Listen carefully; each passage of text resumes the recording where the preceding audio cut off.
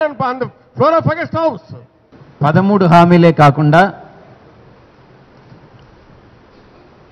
జ్ఞాపకం తెచ్చుకుంటే మరికొన్ని ఆయన చేసినటువంటి మరికొన్ని హామీలు కూడా గుర్తొస్తున్నాయి. ఎన్నికల మేనిఫెస్టోలో ఎన్నికల సమయంలో జరిపినటువంటి సమావేశాల్లో ఆయన ఏం చెప్పారు? విశాఖపట్నానికి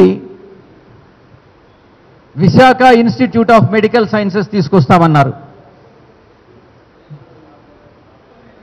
దాని గురించి ఇప్పుడు మాట్లాడరు. భీమిలీపట్నానికి విశాఖకు ఉన్నటువంటి రోడ్డు మార్గాన్ని 6 లేన్ చేస్తానని చెప్పారు, హామీ ఇచ్చారు. భీమిలీపట్నంలో మంచినీటి సమస్య నివారణకు డీసాలినేషన్ ప్లాంట్ని నిర్మిస్తామని చెప్పారు.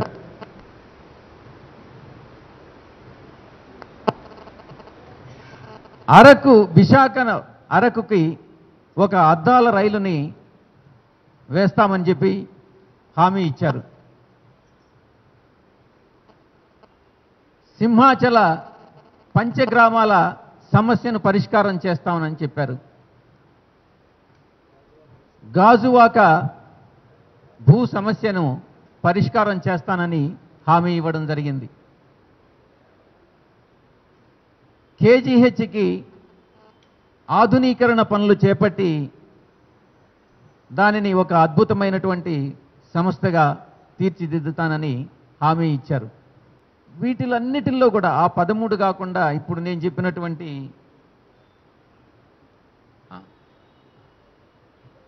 విశాఖపట్నాన్ని ఈ బుద్ధిస్ట్ ప్లేసెస్ అన్నిటినీ అనుసంధానం చేస్తూ ఒక టూరిస్ట్ హబ్గా తీర్చిదిద్దుతానని హామీ ఇవ్వడం జరిగింది. ఈ హామీల్లో కనీసం ఒక్క హామీ గురించి కూడా 1 సంవత్సర కాలం పూర్తి చేసుకున్న తర్వాత కూడా దాని గురించి చర్చ ఇచ్చినటువంటి సందర్భాలు కూడా లేవు అన్నటువంటిది మనం ప్రజలందరికీ తెలియజేయాల్సినటువంటి, మీడియా ద్వారా తెలియజేయాల్సినటువంటి అవసరం ఉంది. వీటినన్నిటినీ కూడా ఎత్తి చూపి ప్రజలకు తెలియజెప్పి తెలుగుదేశం ప్రభుత్వం చేయలేనటువంటివన్నీ కూడా మా పార్టీ చేస్తుందన్నటువంటి భరోసా ప్రజలకిచ్చి ఎన్నికలకు వెళతామనని ఈ సందర్భంగా మేము ప్రజలకు తెలియజేసుకుంటున్నాం. ధన్యవాదాలు. ఇండియన్ ఇన్స్టిట్యూట్ ఆఫ్ మేనేజ్మెంట్కి శంకుస్థాపన చేయడం జరిగింది. 2 ఇంక్యుబేషన్ సెంటర్కి కూడా, ఇన్నోవేషన్ అండ్ ఇంక్యుబేషన్ సెంటర్కి కూడా ఇనాగరేషన్ చేయడం జరిగింది. ఇక్కడ ఒక పాయింట్ని మాత్రం, ఒక విషయాన్ని స్పష్టం చేయాలి. ఫౌండేషన్ స్టోన్ లే చేసినంత మాత్రాన సరిపోదు. స్పష్టమైనటువంటి కాల పరిమితి ఇవ్వాలి. బడ్జెట్లో దానికి అలొకేషన్ ఇవ్వాలి, గ్రాంట్ ఇవ్వాలి. ఇదంతా కూడా ప్లాన్ ఎక్స్పెండిచర్ కింద వస్తుంది. ఎక్కడ మీరు స్పష్టమైనటువంటి కాల పరిమితి ఏదైనా చెప్పారా? టైం బౌండ్ ప్రోగ్రామ్ ఏదైనా ఇచ్చారా?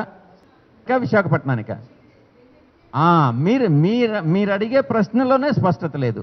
ఆయన ఇచ్చినటువంటి బడ్జెట్ అలొకేషన్ మొత్తం ప్రాజెక్ట్ కాస్ట్ ఎంత,